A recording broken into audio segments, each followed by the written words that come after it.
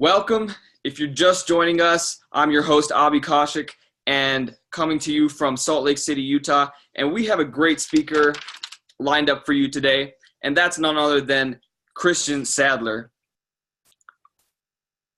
Now, before getting started with Renatus, Christion was in quite a bit of financial scarcity.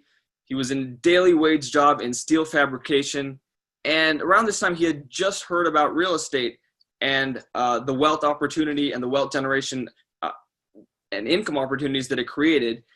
He started attending some different guru events, but really felt like he was just spinning his wheels. Finally, when he found Renatus, he started getting around people that he wanted to be like. He started showing up early, staying late, helping out wherever he could. And because of his consistent, persistent action, he has now been in the real estate business for over 13 years. He's done multiple real estate transactions that have netted well over 6 figures. He's a marketing leader, a PIT team member, one of the founding members of Team Elevate. And I really look up to Christion because he's a producer. Even at the high levels of leadership, he doesn't rest on his laurels. He's always looking to add value to those around him. And we are fortunate to have Christion Sadler with us here today. Hey, Christion, how are you today? I'm great, Abhi. How are you? I'm doing fantastic. Thank you for asking. Good. Hey, I'm glad to have you here. Glad to have all of you here. And Abhi, I want to thank you for everything that you do for this community and for starting off these calls. I'm really grateful for you to take on this role, and you're doing amazing at it. So, folks, I wanted to kind of leave this as an open forum call. And what that means is I want some questions from you guys. I want to find out, what are you challenged with? What are you working on? What is it that you could use some advice on? What is working that you would like to see if you could take to the next level? So I'm going to talk a little bit about National Conference. And as I'm doing that, I would love it if you guys could be chatting into the chat and just put in your questions or topics that you would like me to talk about, like me to cover. If you guys would like to mastermind on that, let's kind of do that. Now, the National Conference is something that I'm really focused on with my guests, with my team. And so I'm putting a lot of incentives out there, and I'll talk about some of those incentives, and I'll kind of share with you why I would put so much focus on this one event.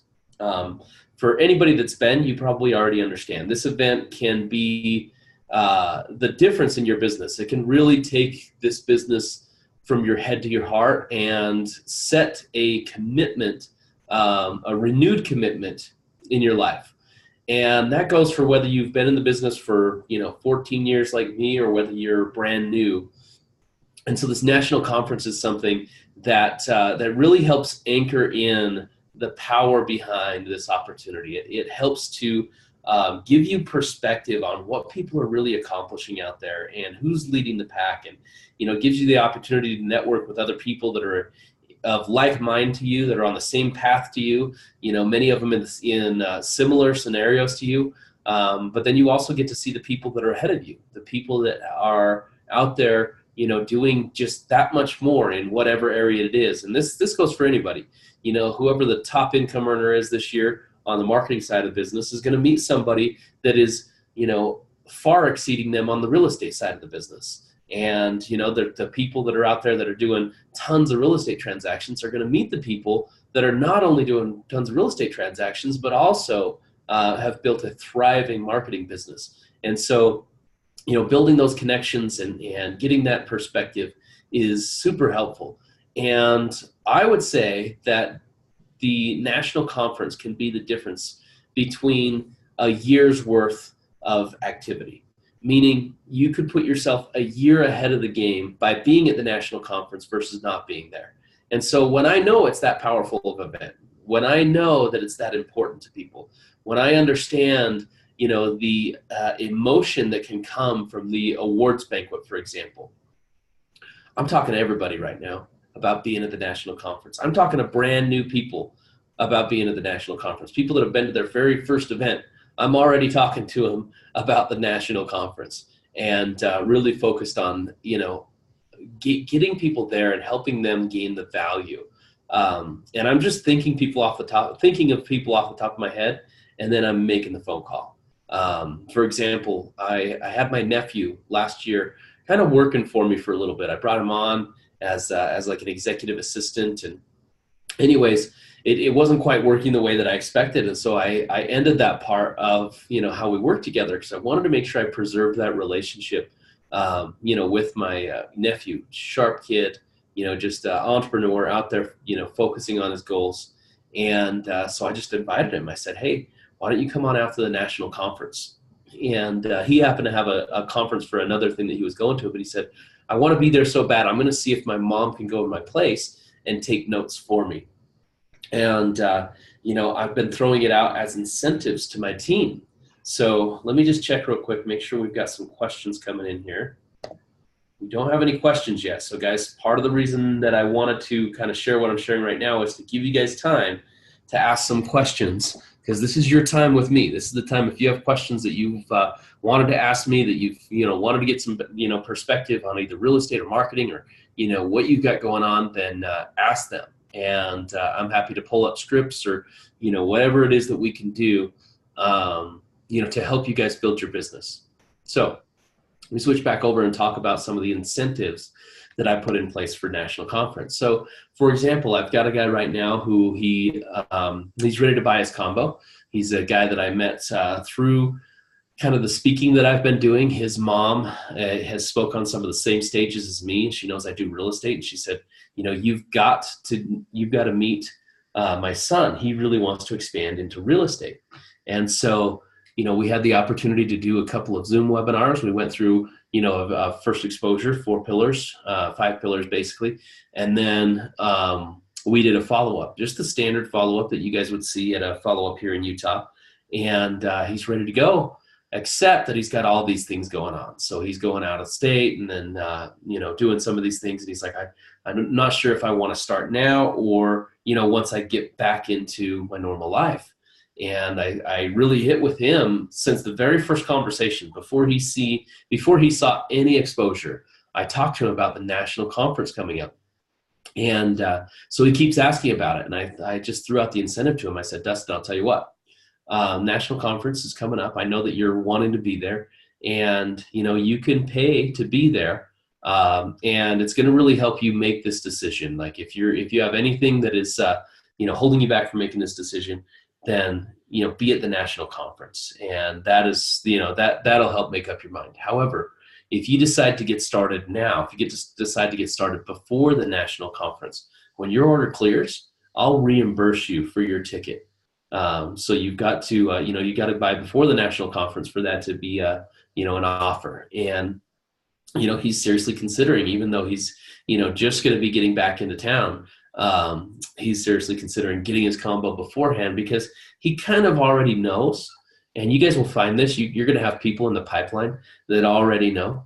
And, you can use incentives like this to move them forward now versus later. In fact, many times that can help you help them get out of their own way and make things happen. So that's one of the incentives I threw out there.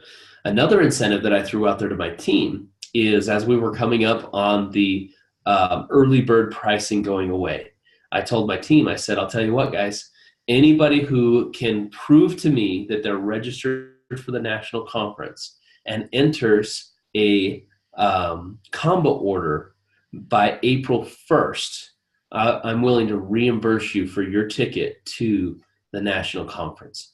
And so really, I'm just putting that out there as I want my team there. I want them to be registered. I want them to, if they're thinking about it, they might as well do it at a time when they can, save the money and do those things.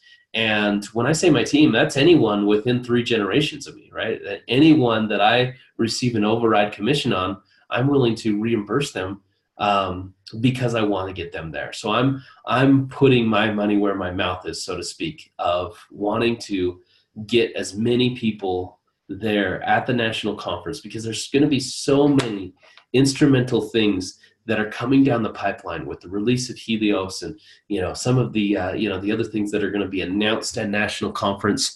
You want to be getting that stuff firsthand. You don't want to be figuring out about it later on. You don't want to be, trying to update yourself through other means when you could be there and you could be asking the questions at national conference and see kind of who's in charge of these different things that are going to be rolled out as far as with the education and, with our, our whole system.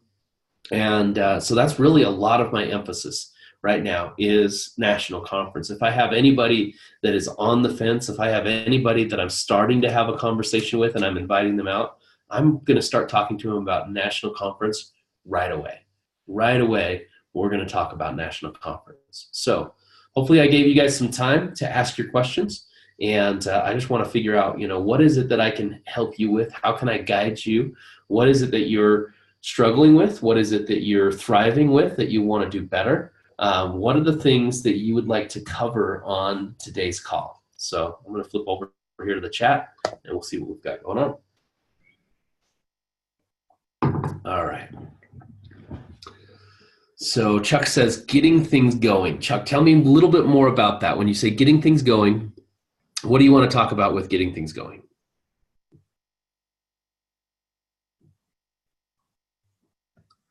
And then I'll switch over to Allie. Regarding real estate, when going door knocking for deals, what would you say if they say something like, you're the fifth person to come saying the same thing? Are you part of the same group? Do you have the same script?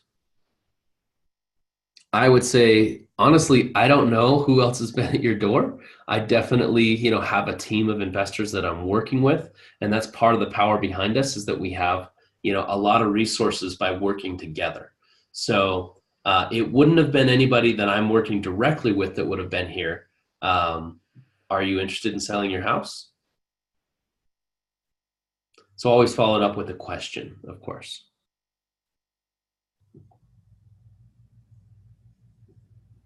All right, what else are some things and incentives do you tell your team or guests on the benefits of going to nationals? So there's really a few things that are going to be there. You're going to get the benefit of connecting with other leaders, connecting with other team members. Okay, so it's the networking, and I really emphasize the networking. The other thing is the information. So the nuts and bolts of building a business, of expanding into 2019, and what's coming down the pipeline. So there's the networking, there's the the information, and then there's the inspiration. And this is what we talk about, and it's hard to describe in words what that means to have a business go from your head to your heart. But there's so many people that are going through the actions, they're going through the motions, and they're not doing it for the reasons that are going to inspire them on a large scale, that are going to take them to that next level. And when you get to hear the stories and get to hear, the lives that are being changed, a lot of times that's the difference between focusing on a paycheck versus focusing on how you can change somebody's life. So hopefully that helps, Melissa. Okay, Chuck came back in here, says, getting the business marketing side to take off. So Chuck, it's really about the actions, tracking your actions and, making sure that you're focused on those things that you're doing on a daily basis. Because if you're doing the daily actions, you're going to succeed. So let's talk about that. Let's kind of break this down. What a lot of people do is they find themselves in a position where they feel like they're working, right? They are, overworking themselves mentally, but not necessarily getting the stuff done physically, right? Like the actual action steps. So here's one thing you can do. If you want to ask any leader about how you can, do more in your business, the first thing you're going to want to do is you're going to want to track what it is that you're doing in your business. So there's a few things that we want to put in here. You want to track your lead sources. Okay. And then when you track your lead sources, you want to be able to track how many leads are coming in from each. So for example, if your lead source is warm market, well, how many leads is how many people that you actually contacted, that you reached out and had a specific conversation about the business, okay? Now, if you're doing roadside signs, if you're in a state that allows roadside signs, Then you're going to count how many people had answered, and had actually called your phone based off of that lead source. If you're doing 3-foot rule, again, the only way that you can count it as a 3-foot rule is if you actually got their information and turned that person into a lead by having a conversation while you're out and about. Whereas if you're doing drop cards, well, every single person that calls is a lead. So the first thing you want to track is your lead sources and your leads. Next thing you're going to do is you're going to track your calls, meaning every time you pick up the phone, you want to track your calls, and then you want to track your connections. So your calls is going to be, how many people you actually called. Your connections is how many people that you actually talked to. Okay. So when you get to that point, when you have talked, you've tracked that, then what you're going to do is you're going to track your invites. Oops. Okay. So you're going to track your invites, and you're going to track your show-ups.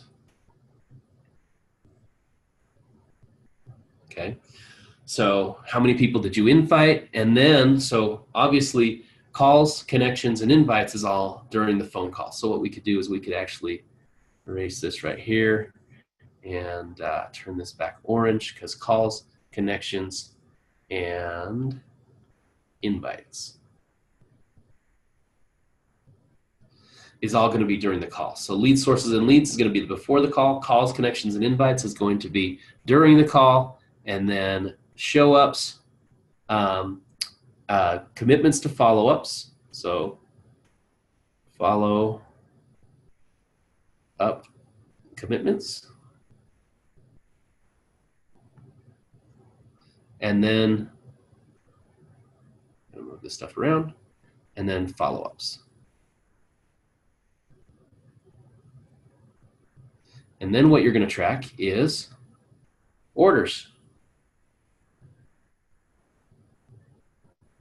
Orders entered and orders funded. Oops.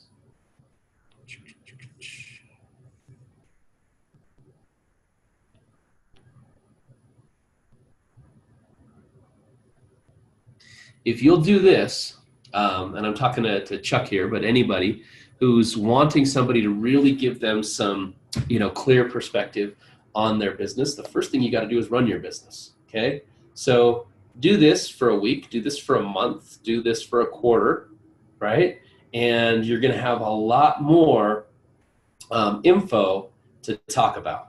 So when you have your lead sources, then what you're going to do is you're just going to list them out. So you're going to, track, okay, I talked to this many people, I talked to that many people. When you're doing leads, then you're just counting them up. So every time you get a lead, you're putting that into a spreadsheet somewhere, or if you just want to write it down on a piece of paper, do it something that you could keep in place and you can track on a daily basis, on a weekly basis, on a monthly basis. When you do your calls, you could just do a check mark. Like literally every time you pick up the phone, you make a check mark. Every time you make connections, you make a check mark. Pick up the phone, pick up the phone, pick up the phone, pick up the phone, connection, and you do the same thing with invites. Okay, I actually invited that person, so on and so forth. So just literally make a tally.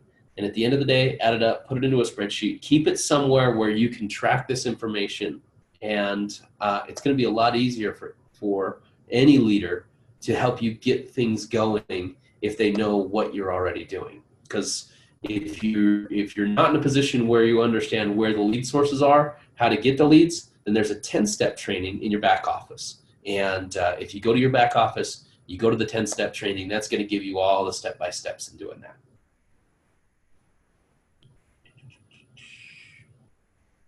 All right, what are some good ways to get the money for nationals?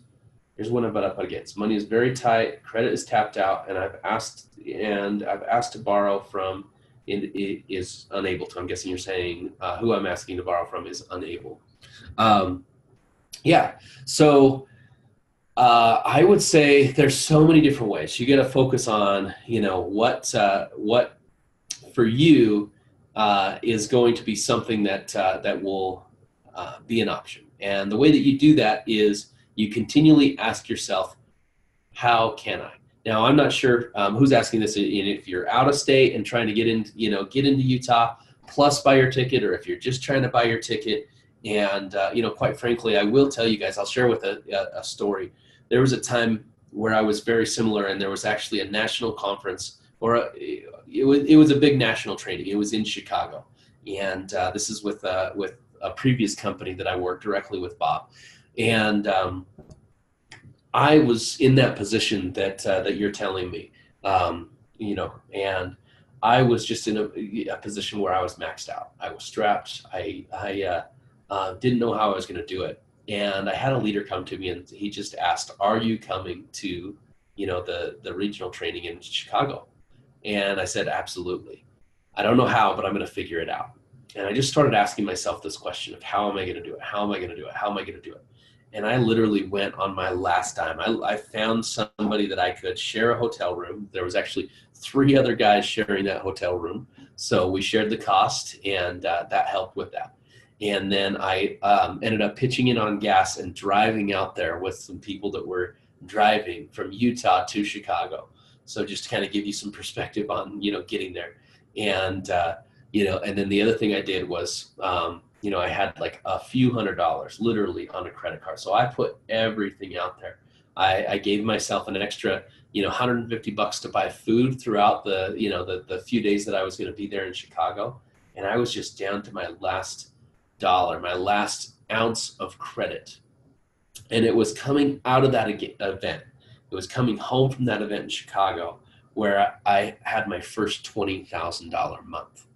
And, it's hard to explain how and why and what, but literally I was getting things in the training that I was applying while I was there. And here's going to be the difference from each of you. As you decide to go to, national conference, you have to decide that this is going to be your event. Now, I can guarantee you that there's not an event that you don't attend that is going to be your event, if that makes sense. So any event you don't attend is not going to be your event. It's not going to be that game changer for you. But what I found is a lot of it comes to the mindset. Now, some people, when they're making the decision, they still have the mindset that this is going to make no difference, that it's kind of silly, and why are they even getting there? And those are the people that get the least out of it. They're going to look for, reasons for that to be the case. But when somebody makes a firm commitment and says, you know what, this is going to be my event. I'm going to figure out whatever it takes, and I'm going to get there. Those are the people that find those golden nuggets, that make those extra connections, that do the things that are talked about and trained in the business, and they apply them immediately and start getting results from them. So you got to go into it with the right mindset and just make the decision of how am I going to do it? And keep asking yourself that question until you figure it out. So let's see. How often do you follow up with the prospect? Could you please share with us your daily and weekly schedule that helps you get things accomplished? How do you deal with self-doubt? I've only got about time for one more question, so I'm trying to decide which one of these we want to go with. So as far as my daily and weekly schedule, Melissa, I will tell you that I don't have, as much of a set routine as a lot of people that you would think of. In fact, that's part of my eyes. If you understand the emotional fingerprint or, the drive system, freedom and independence is big for me. And so that's one thing that I really thrive on, is having my freedom and independence. And so, the big thing is consistently having conversations. The amount of conversations you have are going to determine the amount of success that you have. LaShawn, how often do you follow up with a prospect that you're invited to the first exposure? So usually I'll start off with a lot, with a lot more frequent, and then it will scale back over time. So if I called somebody the first time, and they didn't answer, okay, no big deal. As soon as I get back to that part of my list, as soon as I get back to their name on my list, I'm going to call them again. And if that's the next day, I'll call them the next day. Sometimes even if that is, I called them in the morning and then, I've gone through all my phone calls for the day, I may call them back, that evening because maybe I didn't catch them. Now, after the second time of leaving a message, I'm still about in that same spot. You know what? I'll probably make sure, though, I wait at least a day. So I'm not going to call somebody, 3 times in the same day.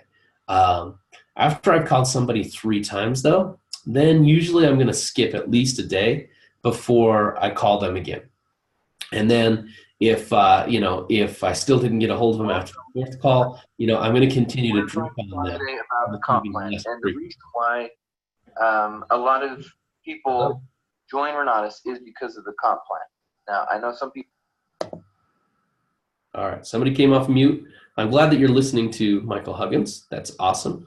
I would say it's probably hard to listen to 2 things at the same time, just to help you, with your perspective there. But anyway, so LaShawn, just kind of getting back to you, I'll scale it back over time. And then pretty soon it gets to the point where I'm not making a phone call to them anymore. I'm sending a text message to them, right? I've got a bulk text service where I can send a text message to, 1,000 people at once if I have that many to send it to.